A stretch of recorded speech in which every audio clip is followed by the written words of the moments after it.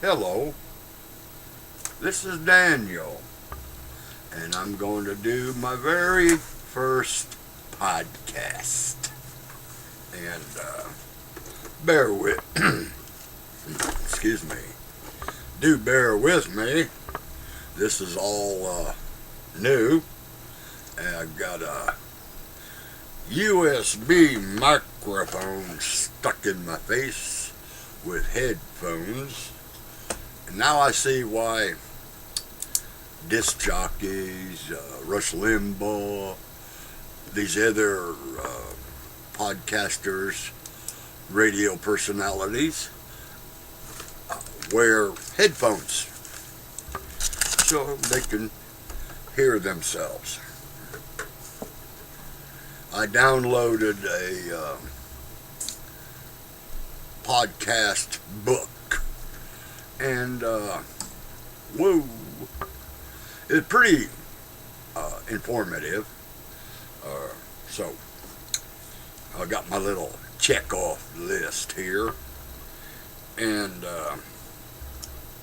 it's December 30th, 2018, and I'm going to title my very first podcast Shelly Jackson's Revenge. I think I'm going to have to build a pop filter because I'm noticing in the headphones when I use words with P or S, pop goes the weasel. Anyway, the reason behind Shelly Jackson's Revenge is because she hell bent on trying to destroy me. That's not going to happen. And one of the things in her videos and online rant is because I decided to run for public office, I'm a public figure. Well, I decided to research that, and no, I'm not a public figure yet. And she needs to get a life. But before she gets a life, she really needs to go see a really good clinical psychiatrist. Not psychologist, clinical psychiatrist. And I got me a little countdown clock here, so I really don't want to go over 30 minutes, 45 minutes, and try to keep your attention.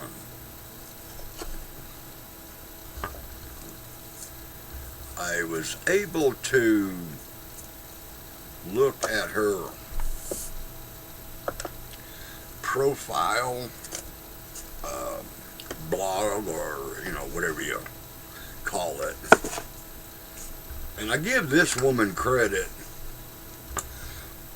because you see, the last time I talked to our mother was April 6, 2014. And for 4 or 5 years, I recorded all of these telephone calls. I don't know why, I just did. And now I'm glad I did. Shelly has said on Twitter, Facebook, YouTube, that I, Daniel Jackson, called the police the day Shelly, her daughter, and the film crew went to Rush Center. You see, Shelly provided all of the contact information, including Mom's phone number. My mom flat told me, do not get involved with Shelly's documentary. Well, hindsight is 2020, isn't it? Anyway, Mom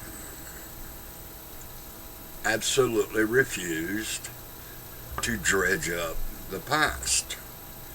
And Shelly claims that the day Dad had his stroke, October 1983, was the first one.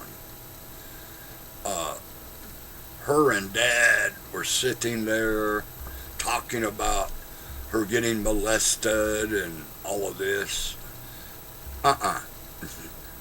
Dad was born in 1914. Mother was born in 1931.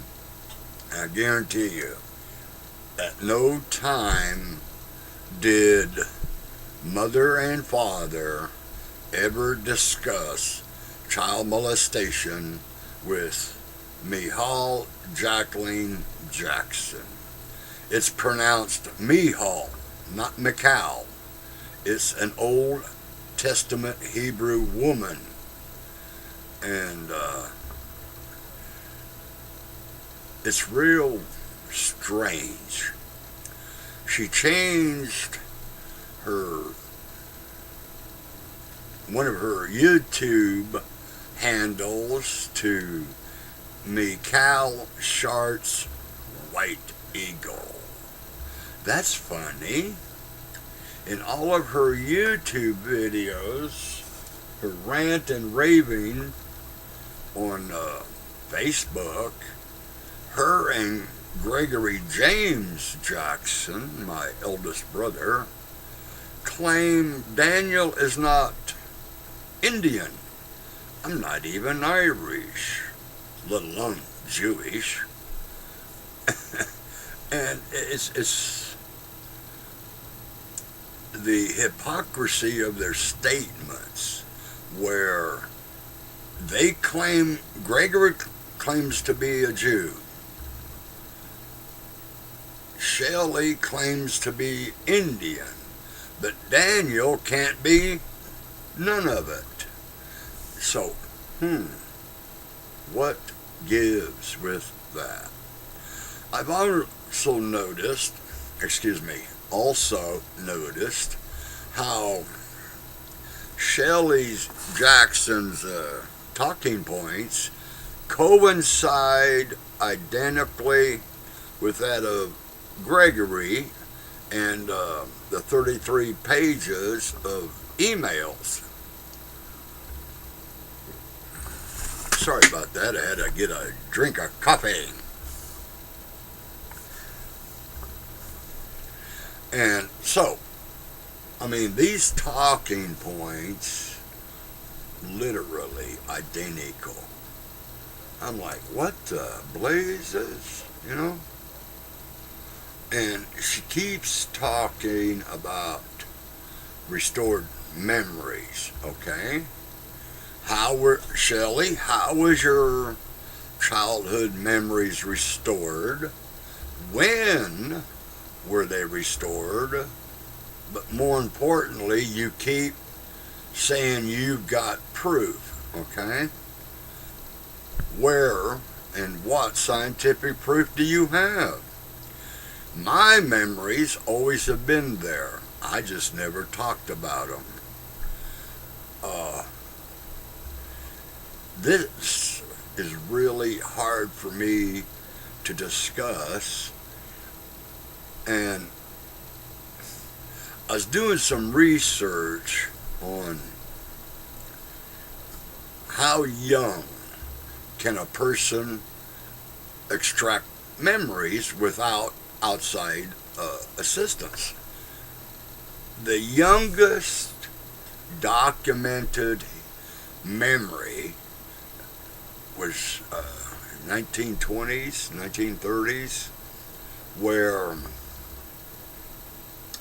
I think it was 4, 6 years old, okay? And I'm like, okay,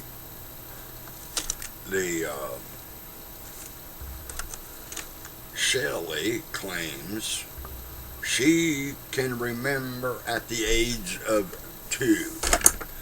I'm going to be posting 72 pages of little over a year conversation between her and I on Facebook. And this was not only after the filming in Hutchinson, but after I got my ass beaten so severely it fractured my neck. And I've got the medical records. It took me, well, the beating took May 5th, 2012. And I didn't have cervical neck surgery until September 14th of 2014 in Wichita, here in Wichita, at St. Francis Hospital. And I got copies of the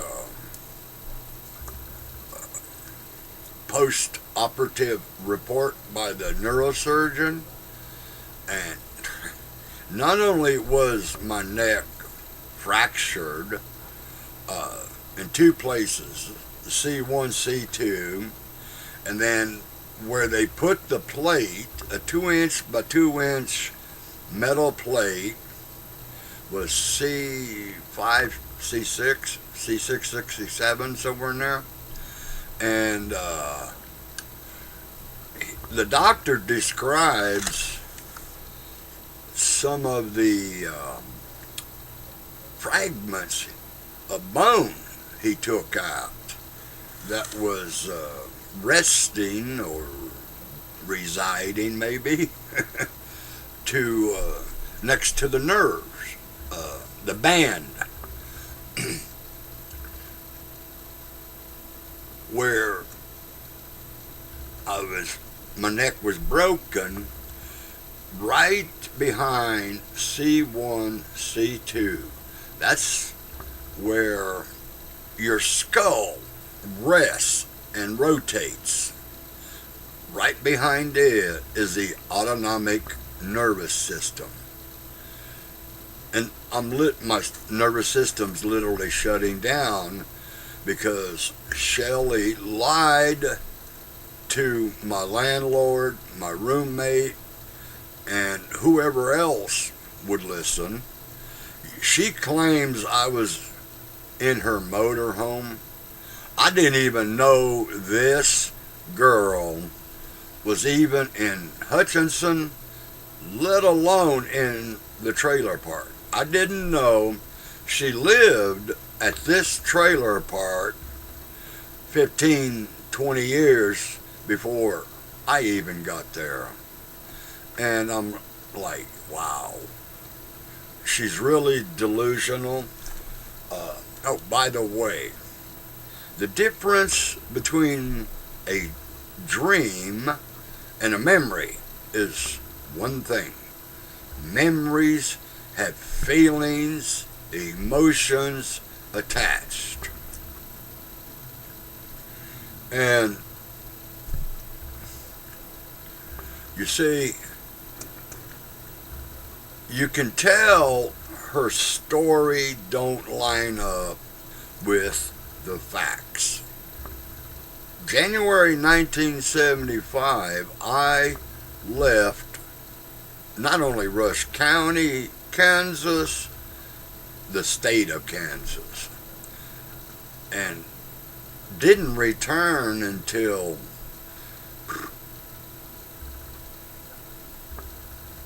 April 1976. And in May of 1976, I go to jail. Go to prison for 15 years. And one of her videos entitled Living Nightmare in My Brain and Daniel Lion POS, those two videos. I found them by accident. I was looking for something on YouTube, had nothing to do with her or anything to do with her. And wham, I'm like, okay, I'm going to download these because she might delete them, destroy them, whatever. And I'm really emotional watching them because 90% of it is fabricated. And that's what people of delusional, sociopathic personality do. Plus, she also suffers from what in the DSM, factitious disorder, which I posted, you know. So, 1975 all the way to 2012. How'd she find me?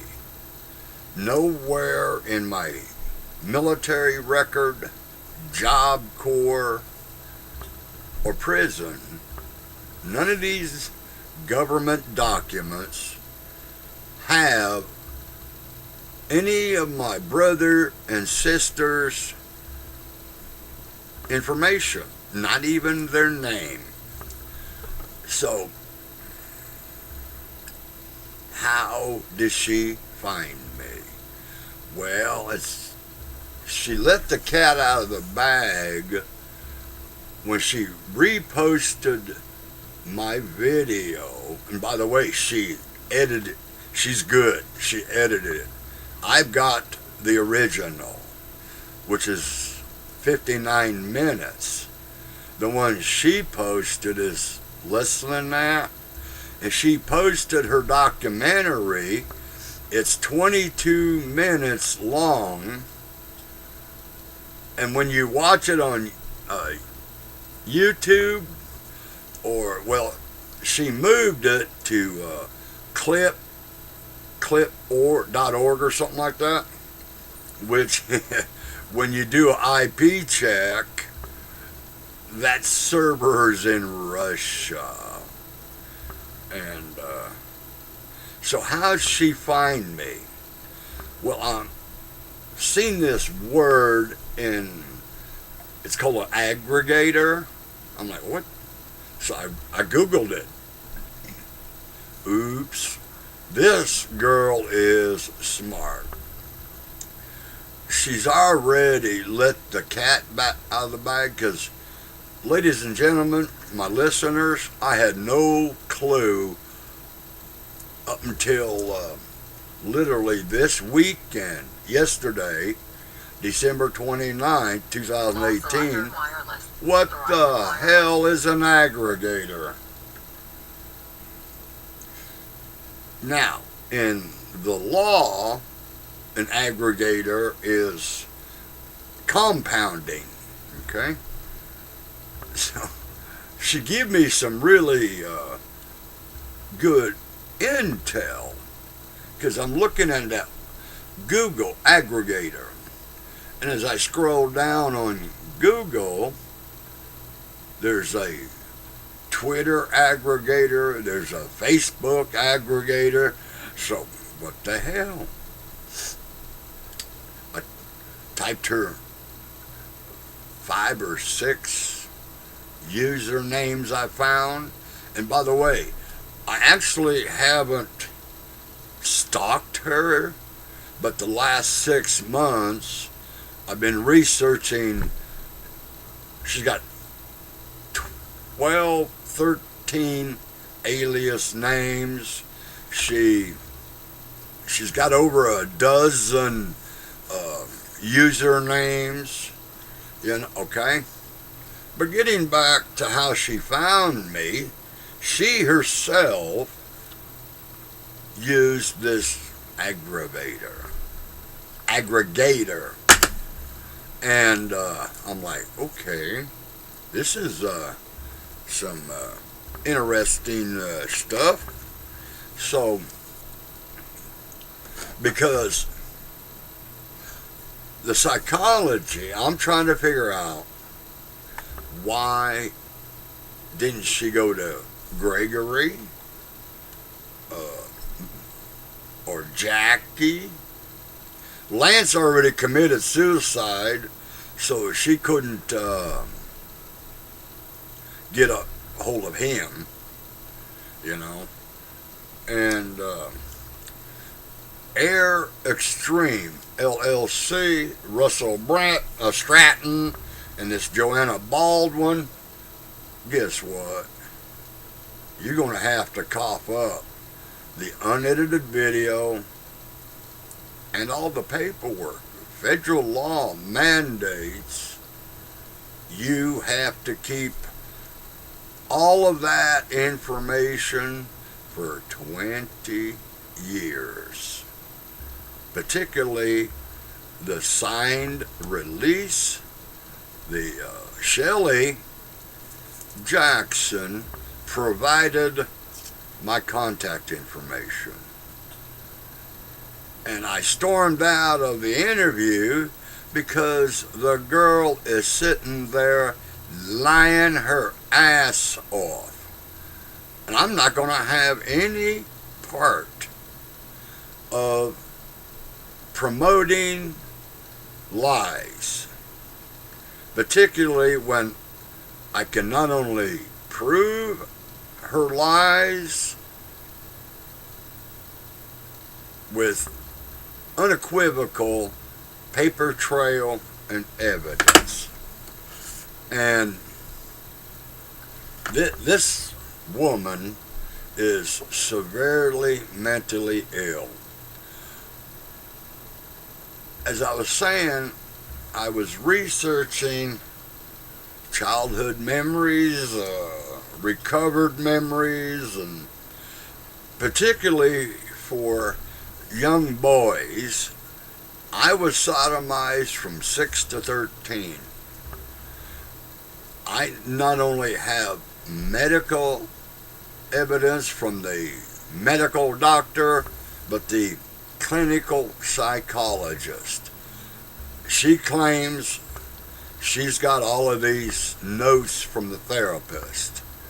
Well, I hate to tell you, Shelly, the notes from your therapist are only as valid as what you tell them. Okay? You see, Gregory hit me in the head. I don't know if it was a baseball bat or what, but he hit me in the head. I was 7 years old, Shelly. So while I'm in the doctor emergency room in Hayes, they did x-rays and all that good crap. Didn't find skull fracture. But I was knocked out, Shelly, for like 4 or 5 hours. Okay? So, while Mom, she's reading the newspaper, Shelly, and read an article about the Center for Childhood Development in Hayes. So, I literally come to, okay? And Mom already went to the Center for Human Development there in Hayes, made an appointment. So the next day, when I get released from the hospital, Shelly, she takes me over there.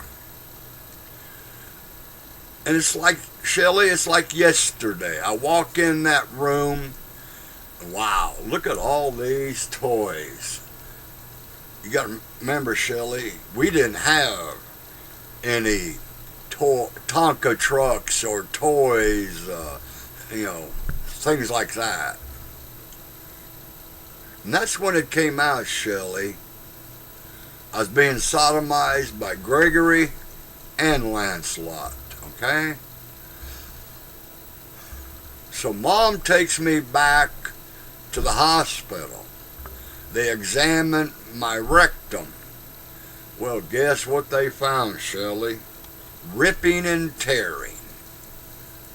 I had in 2013, Shelly, I had a colonoscopy here in Wichita. And Shelly, they can tell by the scar tissue growth how old that scar tissue is. And guess what, Shelly? In 2013, they estimated the scar tissue originated when I was 8 to 10 years old. They only missed it by 2 years. But here's the kicker, Shelly. Greg and Lancelot kept sodomizing me. And then, you know what, Shelly? Only Gregory could have told you about Billy Martin, and all you did was elaborate. You added your bullshit details. And by the way, Shelly, Billy Martin was not chemically castrated. They didn't start chemically castrating people until the 1980s. Now, Billy Martin may have had a vasectomy, as you say, so he wouldn't reproduce, and he wasn't retarded or mentally imbalanced like Dennis Cunningham, Shelly. Okay? So, either you or Gregory on September 20th hacked into my system. I say that because you claim I emailed you that photograph with a date stamp 2007. Wrong, Shelly. That was buried in my external hard drive.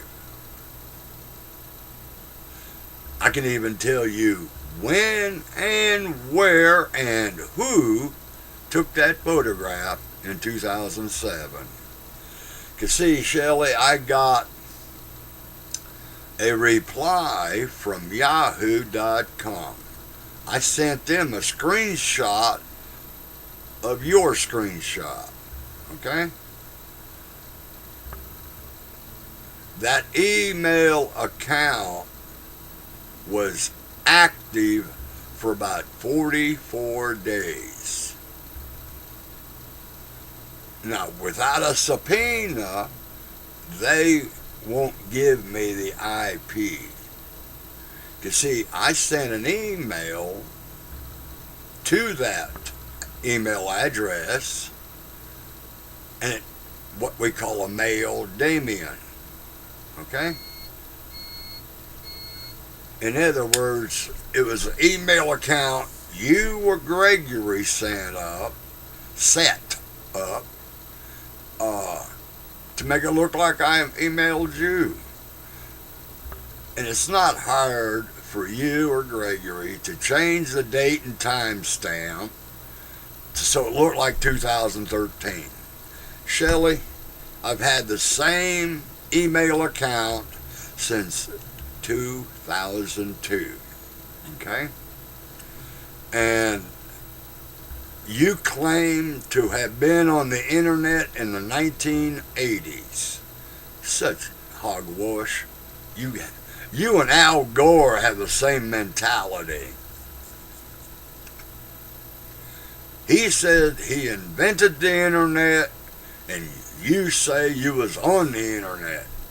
Well, in the 1980s, Shelly, guess what? The only internet was intranet for military computers. The first internet, AOL Prodigy, didn't show up till 1991. Really? You need to do your history a lot better. Well, It's 2 o'clock here in Wichita, Kansas, December 30th, 2018.